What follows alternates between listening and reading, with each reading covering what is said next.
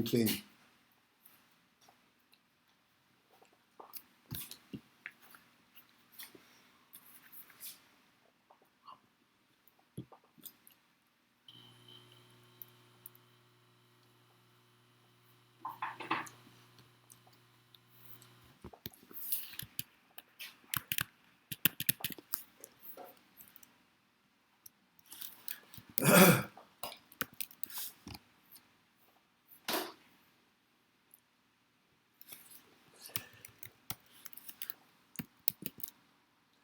The reason that there is a simcha in mitzvahs, in doing mitzvahs, the Rebbe said that the simcha is actually due to the kavanah ha-mitzvahs. What's so special about kavanah ha-mitzvahs relative to the action of mitzvahs? In the action of mitzvahs, there is not a sense of doing anything. What are you doing? What are you trying to accomplish? Whereas in the kavanah ha-mitzvahs, there is a double. He does something.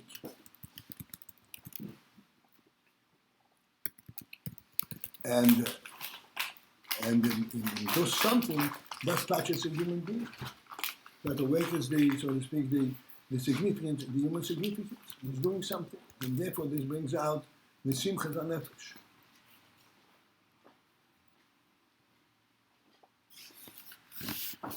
But the Rebbe says that surfaces, that is brought out only due to kavonas ha-mitzvahs. When one reflects the significance of the intent in the mitzvah. Okay, and the line begins mah'she'ein'ken. Mah'she'ein'ken b'kabbalah say mah'she'ein'ken, whereas kabbalah say mah'she'ein'ken is different, because there ain boy ha'hergesh, there is not the sense she'ei says a dollar babidos, that he's actually doing something, he's accomplishing something.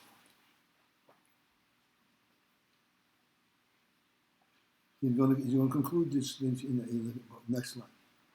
V'gam ein kavanose bozeh. So surely he does not have the intent in his action to illuminate the world with eloquence. Surely he doesn't have the intent to illuminate his nefesh. This is not what is taking place in his mind when he's doing the mitzvah. Kabbalah says, Rak, exclusively, what does one have in mind when he does Kabbalah say? Only Laseis ratzon elyon lebat, to do that which is ratzon, which is commanded for him to do. There is not an understanding. It doesn't relate even to the fact that ratzon elyon must have some significance. It is only that this is ratzon elyon, and that is what engages him. It is ratzon elyon that touches him. Not how that translates in his seichel, and how that translates in his action, but the fact of ratzon elyon. Yet still, yesh bozeh simcha. Therein, there is simcha.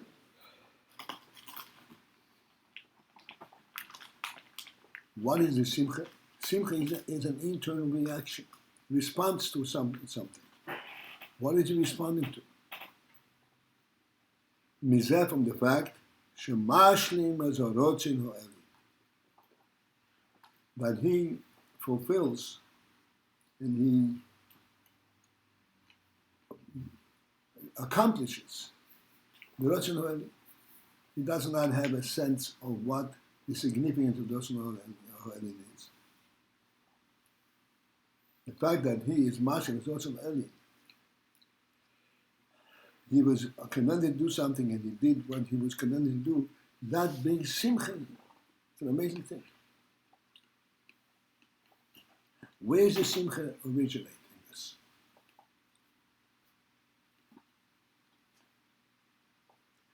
The simcha originates in the fact that this is ratzon elyon.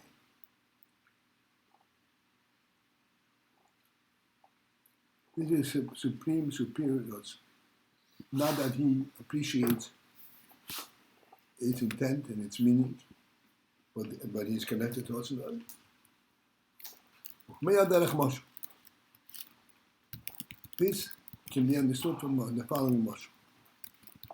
Adam Pashot, a simpleton. Shemashlim Rotzin the Adam God. When he completes and complements the Rotzin, the will of Adam Godel, of a great person. If a great person, he has the opportunity to satisfy the will of Adam God.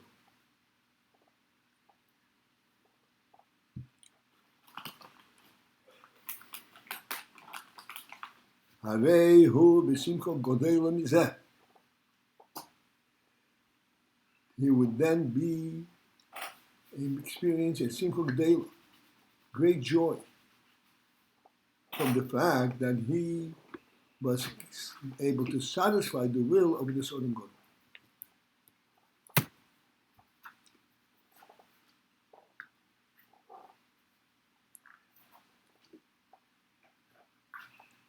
Again, what is the basis for this simcha?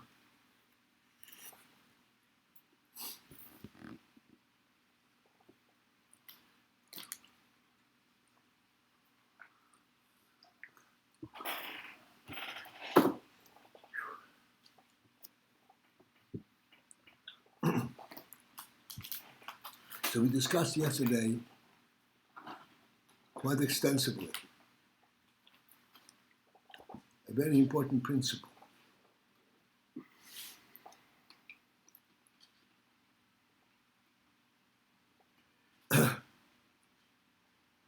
That the action of a human being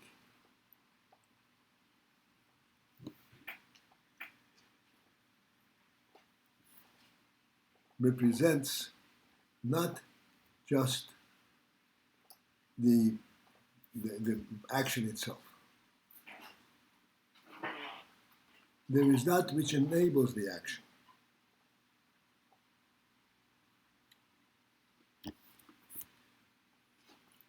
Like we spoke in discussion, if a person walks, it is not his feet that are carrying him, but it is the spirit of moving from place to place, and the feet fulfill that movement.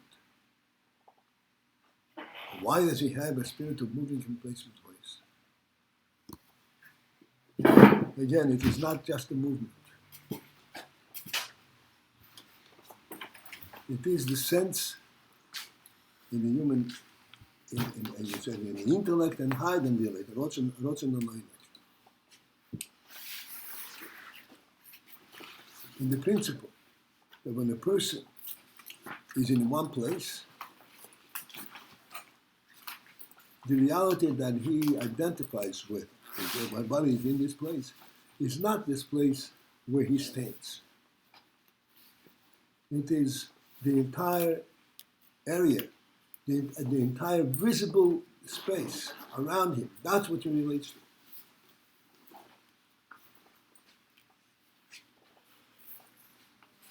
Because he is oriented on the basis of what his neshama experiences, not what his physical eyes experience.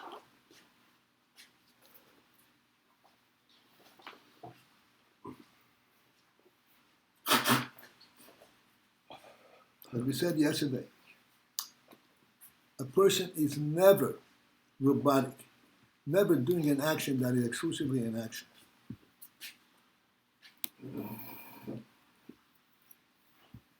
His actions is never mechanical. It is enabled by a life element. The life element relates to the entire reality of that which provides for life.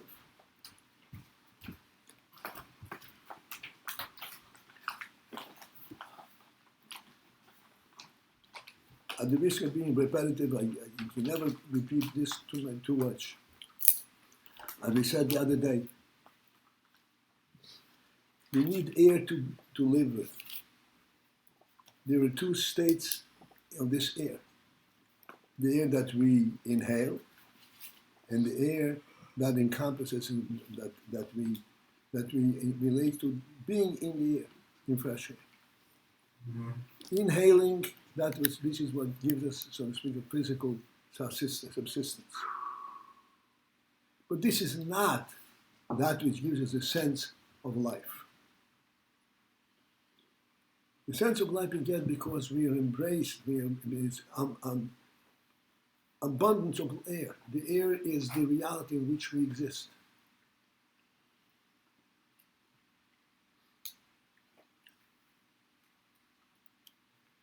Again, I don't want to go too far because this is all repetitive, but just to remind ourselves that a human being is always relating to something greater than meets the eye on the physical level.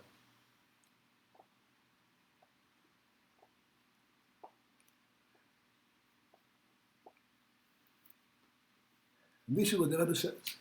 A simpleton who has the opportunity to fulfill the will of a great person.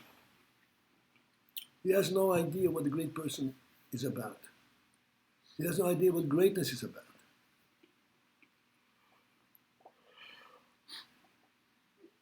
Nonetheless, as simple as he is, and as ignorant as he is, without his neshama, he has the cognizance of infinity, of greatness, and his ability to relate to this greatness and to fulfill, to satisfy the will, the need of this Adam Gadol, brings him joy. Because that relates him and raises him to that level which is beyond his own seichel.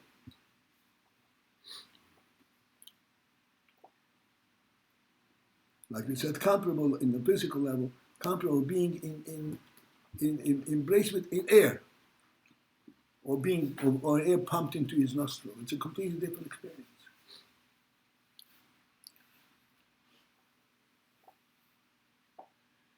So when Adam Poshu, when he fulfills, satisfies the will of Adam Gadol, then he comes to Simcha G'dola Mizeh.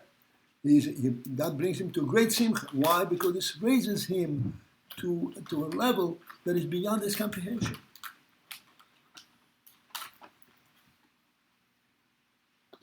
He can't even fully understand the significance of what he just now did. He has no idea what Adam Gadol, what the greatness of Adam Gadol is. And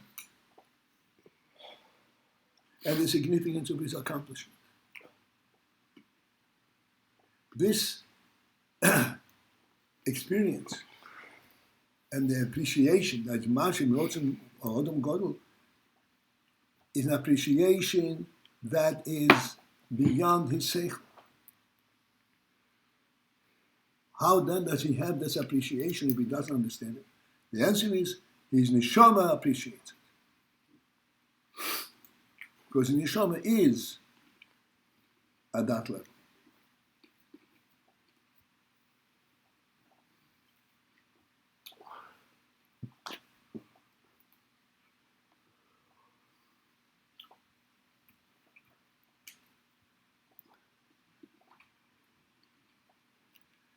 Okay, so we're on the line that begins with Esrotz and Ho'evin. It does seem like the human being has two opposite impulses. One is there's, like we're saying, great tainug in submission or fulfilling ratzon elyon. On the other hand, there does seem to be great resistance to coercion or to being told or forced what to do.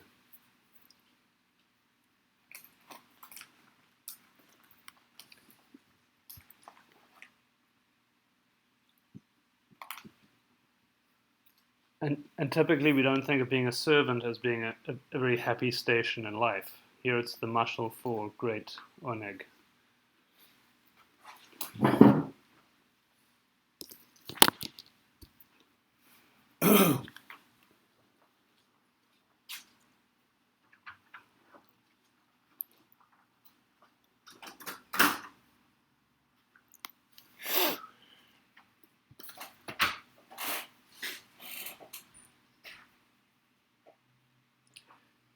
Your question is based on a historical process, where due to the abuse of the monarchy, Imitating? Monarchy is imitating? Monarchy. Monarchy, okay. there was widespread rebellion to a person to the degree of atrocities, of plain destruction.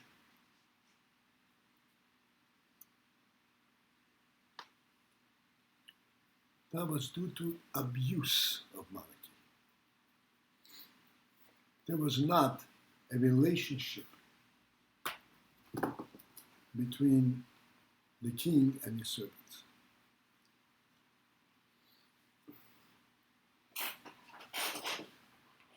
The reason that there was this abuse is that a king is not by station, not because he inherited the throne, therefore he's a king.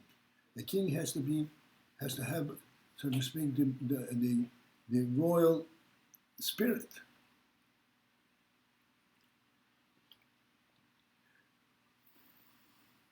If there is a royal spirit, then the servant is elated to be in that service.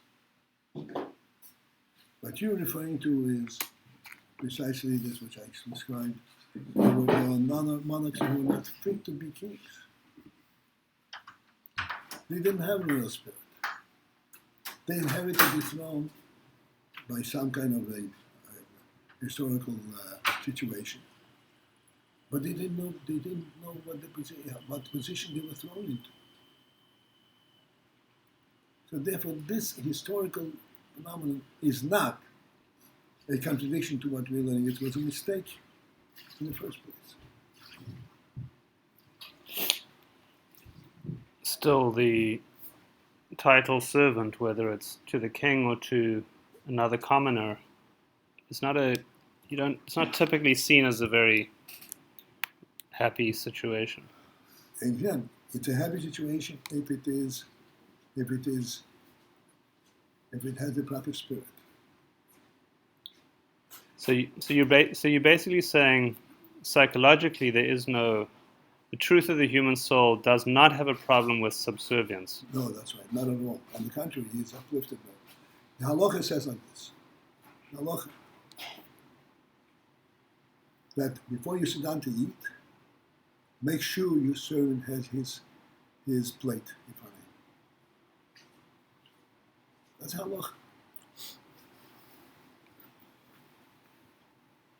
You may only eat after the servant has been served to eat.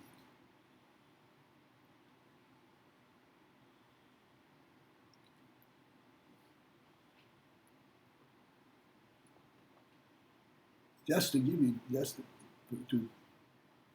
speak, to project this type of situation, you readily see that there is a completely different relationship there. This is not a subservience of power over the weak.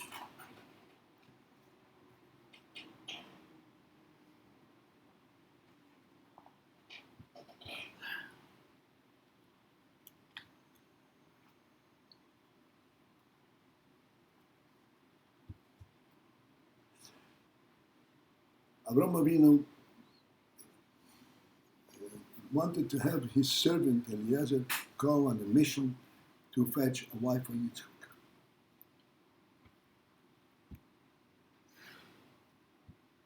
So he called him over and he said, put your hand in those days, and I will make you swear, I will administer an oath to you. What oath? mah'she'ein'ken, in the name of God, the God of the heavens, the God of the earth. And a servant, tell him what to do, forget about it. Give him a command. Mm-hmm. He says, no, I'm not giving commands to my servants. I'm going to talk to him in a manner that's going to raise him to a fine human spirit.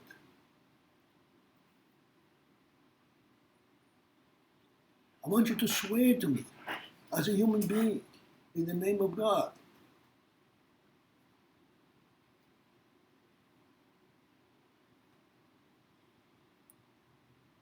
This was a servant, a slave.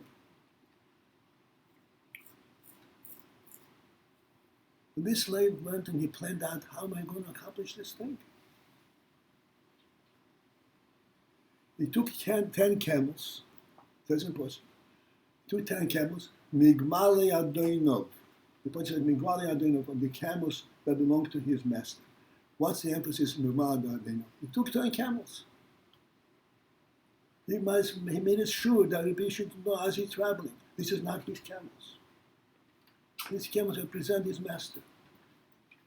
They were so saddled, they were so organized, with muzzles and all that it was clear it was not his property. Wherever he went. Because the way he was dressed, it was clear. Because the way they were, that's right, they presented the master and so forth. He did not claim glory because he's traveling at 10 camels. And where were he when he was representing his master?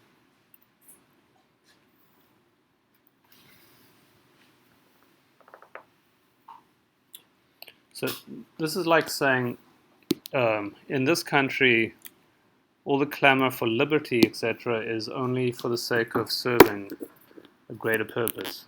That the higher ideal is the service, not the so-called liberty.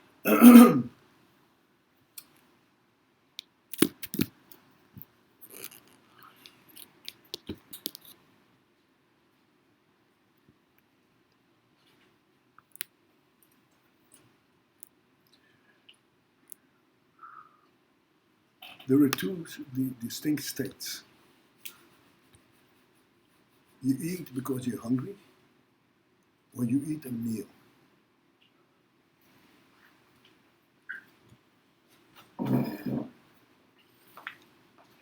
A camel is fed because it's hungry. A human being is presented with a meal.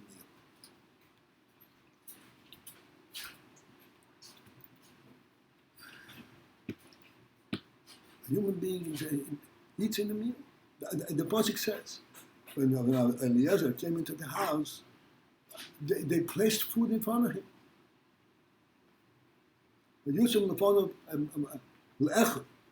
They placed the food, they set up a table for him.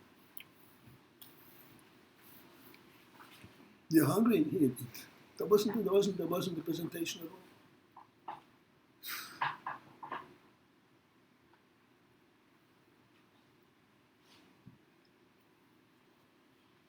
The difficulty that we're having with relating to this and projecting this reality is due to abuse of human descent, the generation.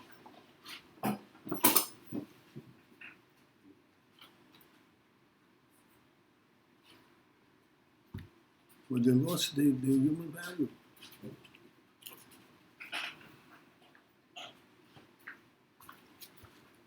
This is why there was this complete rebellion, this complete overthrow, and very horrible destruction.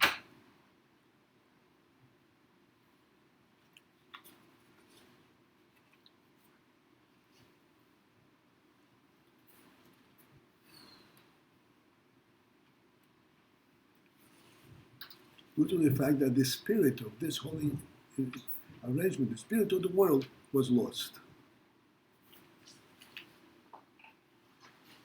God did not permit one person to rule over another in order to give him the ability to rule over the other person.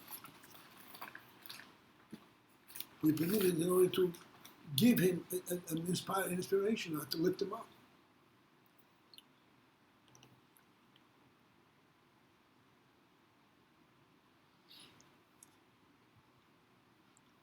Amen.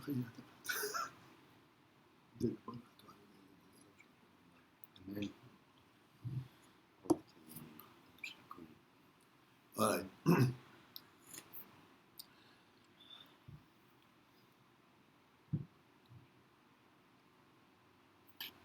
So again, I wanted to reemphasize that type of relationship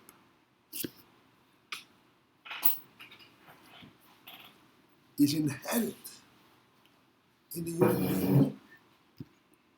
It doesn't have to be taught, it doesn't have to be explained. It's inherent in the human being because of his soul, his neshama. His neshama is striving upwards. Whenever it recognizes something higher, it strives to it.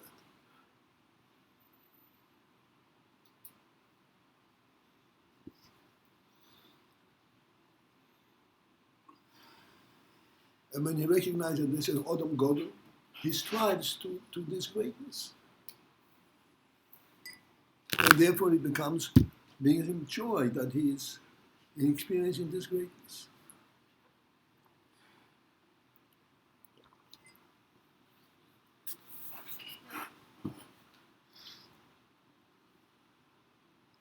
And this is why we say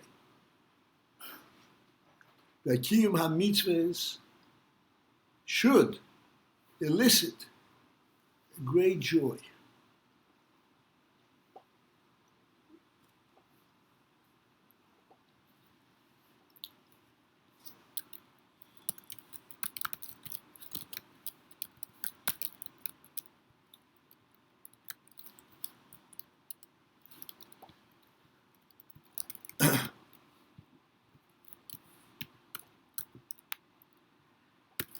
Yeah, and the line that begins with the Adam God.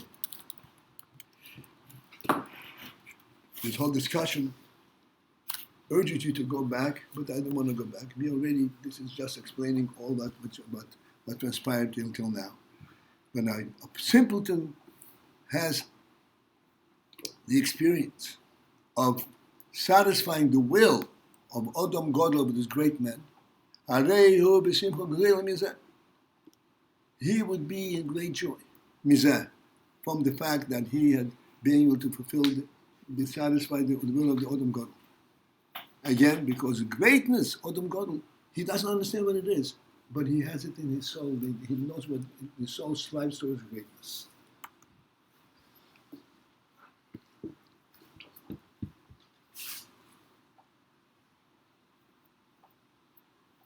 And it's manifest, as I said before, on the lowest level, that even the simpleton, if he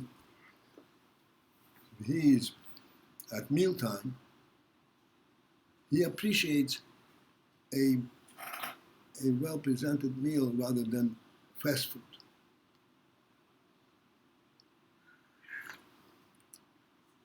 The fast food phenomenon, which is an American invention, I've never seen it before. The fast food phenomenon is really an insult to the human being.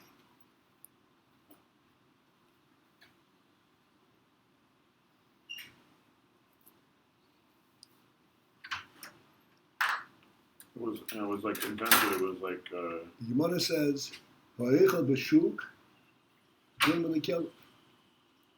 At the time, it was considered like a great advance. Yeah, I read that. Okay, I don't want to go into that, but that is really an insult. For a person to have a sandwich and run out in the street and eat, he is insulting himself and he's doing on the kill.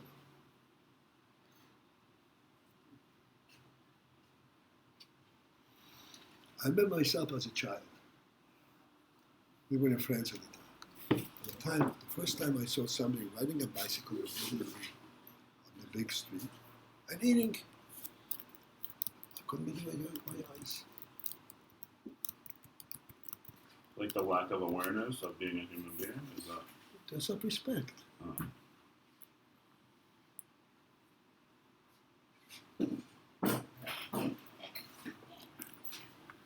I was a child, but I remember the shock of it. I remember the picture. I'm standing in the big street in France, and this guy's riding a bicycle, and they were adept at riding guys with one hand, and he was feeding himself. So is that a lack of being aware that he's serving something greater? It's like no sense of serving. Self-respect. Yeah. That comes from being the servant of something greater. From being a human being. Being a human being, that I can't go in every time into every detail. Everybody understands what that means. Okay, beyond the line that begins with ratzon elyon. It's just in the middle of the page, maybe a little bit above. Then there is something above, higher than this madreya that we described till now, that he has a simcha in kima mitzvahs, because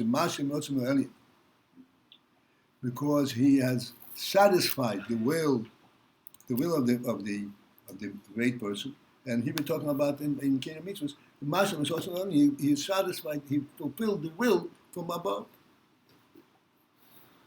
Then there is a higher madrika.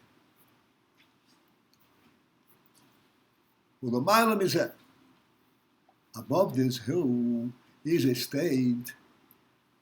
Here we have to put on our thinking caps, and we have to bring our whole human spirit in. He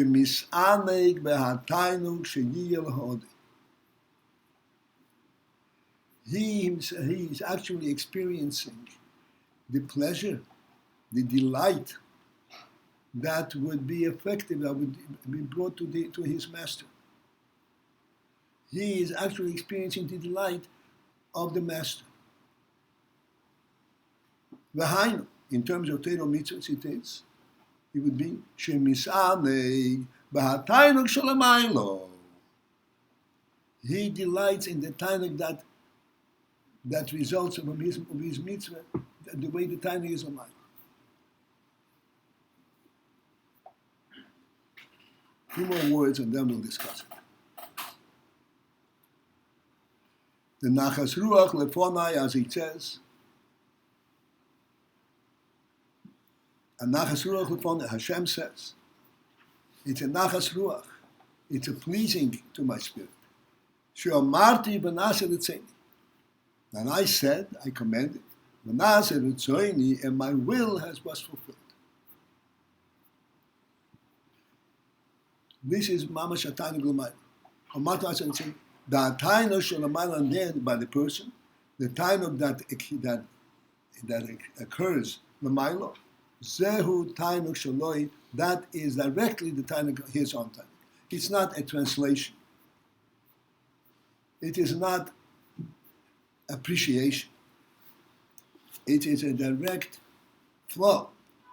He is so bottled, he is so connected to ratzon elyon, that the tainug ratzon elyon, that translates, that affects his tainug.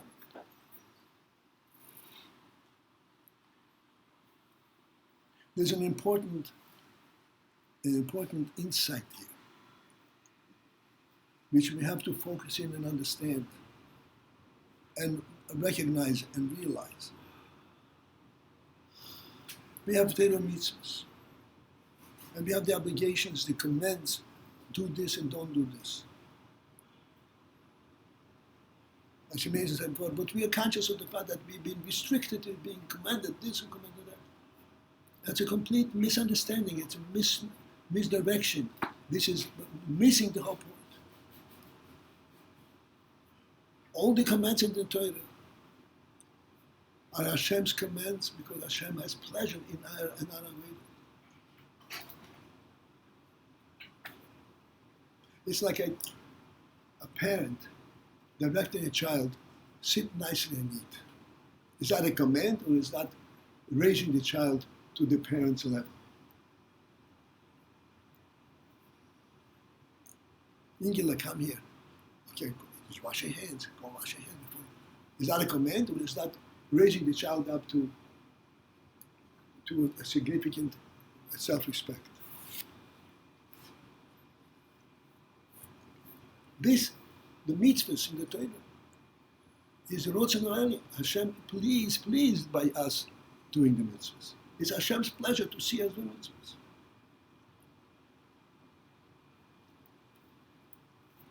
We miss this point completely. Oh, you better make a bracha for anyone washing hands. What is that?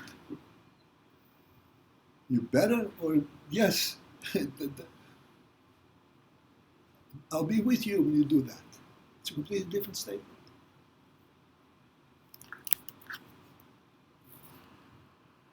It's like one goes to a wedding. And at the wedding, when you go to a wedding, you have to dress up properly. You come in your dungarees, it's a torn dungarees, that's the modern version of dungarees. You come to a wedding, you want to be self-insulting. Oh, I have to change. No, it's a self-respect. It's a raising up of the human spirit.